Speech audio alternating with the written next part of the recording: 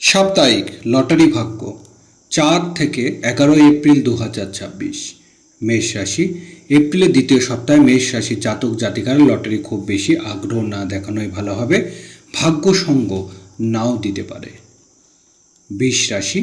লটারির দিকে এই সপ্তাহে বৃষ রাশি ব্যক্তিদের জন্য মধ্যম প্রকৃতি থাকবে, তবে একবার চেষ্টা করে দেখতে পারেন। মিথুন রাশি। মিথুন রাশির জাতক জাতিকারা এই সপ্তাহে লটারির টিকিট কাটতে পারেন, খুব ভালো আর্থিক যোগ রয়েছে। কর্কট রাশি।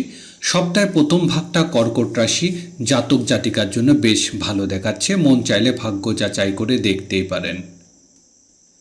সিংহ রাশি।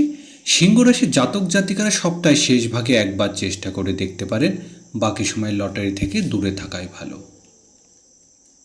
কন্যা রাশি। এপ্রিলের দ্বিতীয় সপ্তাহে কন্যা রাশি জাতক জাতিকেরা খুব বেশি অঙ্কের লটারি না কাটাই ভালো হবে। তুলা রাশি। লটারির দিক থেকে তুলা রাশির জাতক জাতিকার জন্য এই সপ্তাহে খুব একটা ভালো নয়, লটারি থেকে দূরে থাকাই ভালো হবে।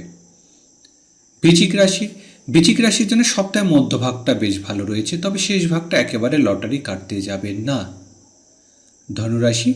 ধনুরাশির জন্য গোটা সপ্তাহটা বেশ ভালো দেখা যাচ্ছে, এই সুযোগ হাতছাড়া করা ভালো হবে।